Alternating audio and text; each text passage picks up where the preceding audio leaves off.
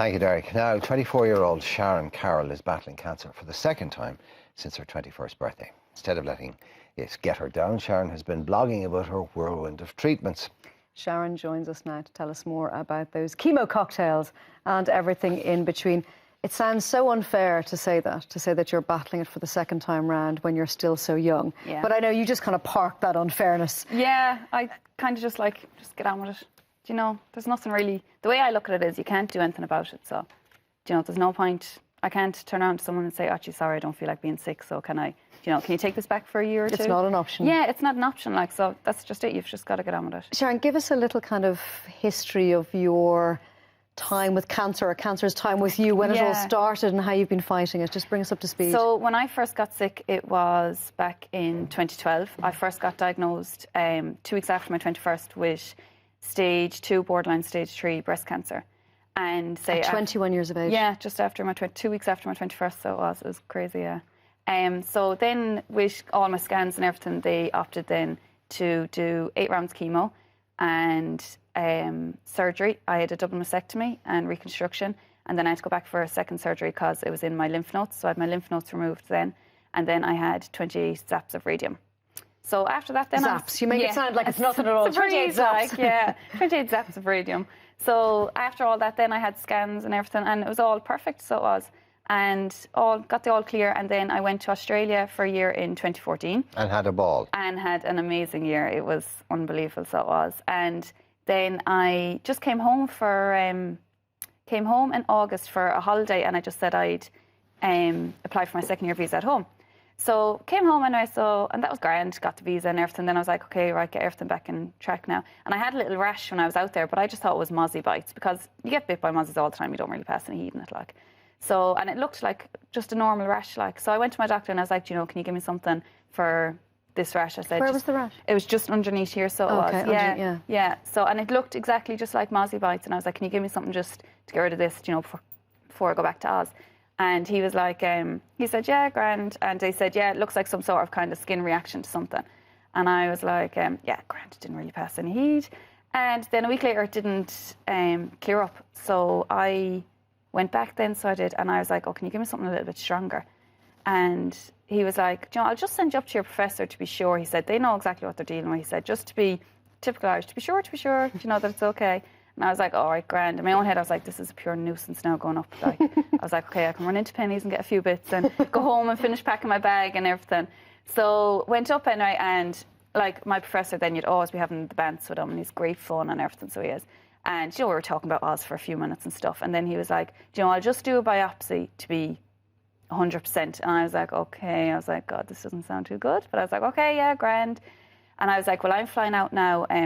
So I had the appointment on the Friday. And I said, I'm flying out now Tuesday. I said, will you have the results back by then? And he goes, yeah, kind of rolled his eyes a bit like, yeah, I will, like more or less, God, we know what you're like, yeah, there's a rush. And then got the call, sure enough, Monday, and Mary Greeley, my nurse, said to me, will you be able to come up? And I kind of knew then by that something was wrong, because they don't just like call you up for, you know, the chats and the laws, like, so they don't. So then, did your heart sink?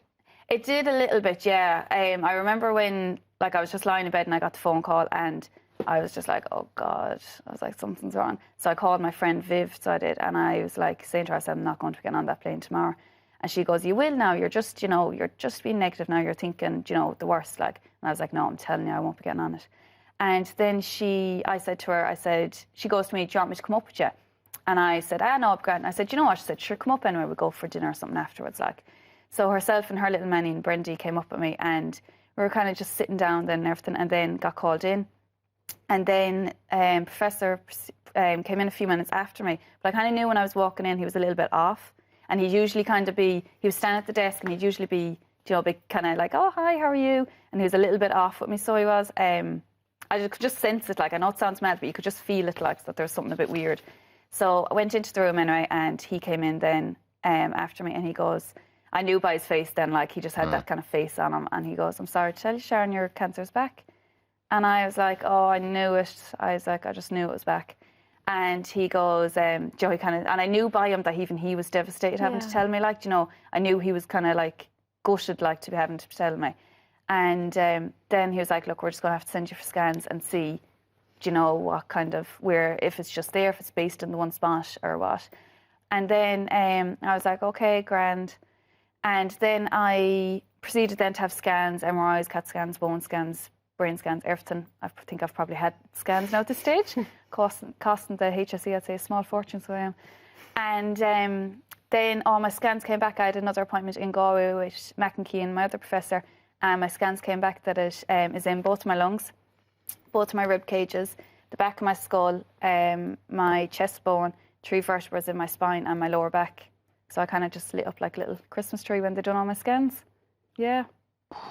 So how do you deal with that? Yeah. I don't know. You kind of like just, I can't do anything, as I said before, like I can't do anything about it. Like I can't turn around to someone and say, sorry, I actually don't want to be sick. Like, do you know, like there's no option. Like if I can't crawl under and hide. Like this is reality. You got to like, fight it. Yeah, that's it. Like this is my. And what about your poor family when you rang them and said, lads? Yeah, they were devastated. Like, but my family are just. I couldn't credit them. I probably don't credit them enough, so I don't. But they're great, and I have a great family and great group of friends, like, and everything. Like, they don't like change, or they don't think of me any different to.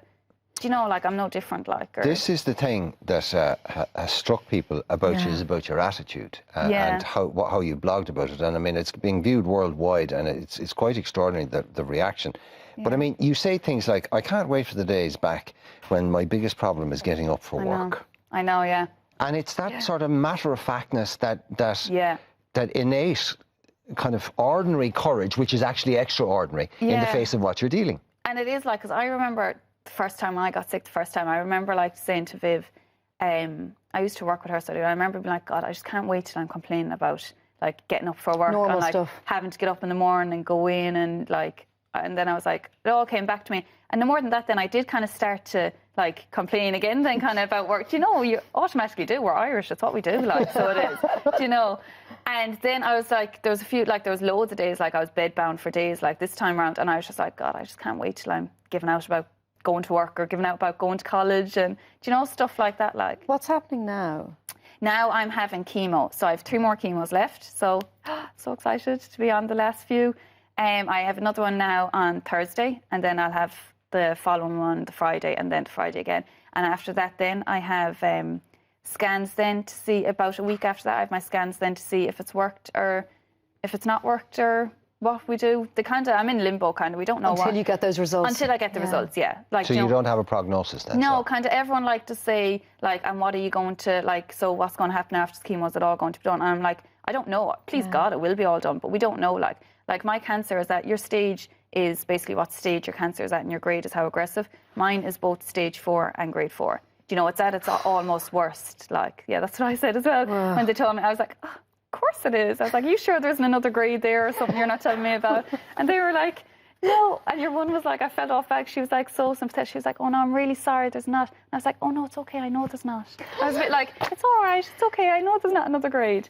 But how do you keep that eternally sunny side up? Don't get me wrong, like there's days like I do break down and I go nuts. Like I've had days where I've just gone like, no, this is it, I'm not doing anymore, no more needles or no more anything. Like, you know, there is days like that, but then I'm kind of like, you know, I'll rant off to one of my friends or have a little rant to one of my sisters and they're like, do you feel better now? And I'm like, yeah.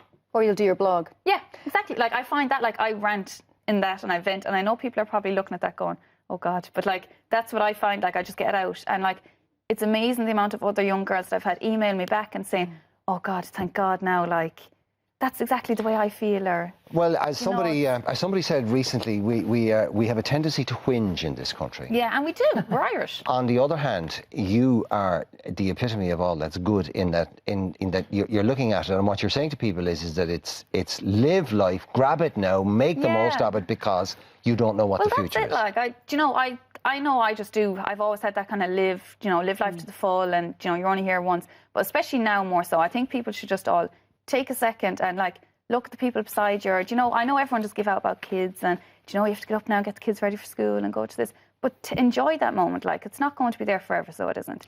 At some stage, the person next to you is going to be gone. And that's, you know, the reality of it, like, that's life. So if people want to read your blog and they're not familiar with it, how do they check it out? You can look it up. It's sharonscancerwhirlwind.wordpress.com, or you can look it up, Sharon's Cancer Whirlwind on Facebook. And will you let us know how your results are? Yeah, no, I will, definitely.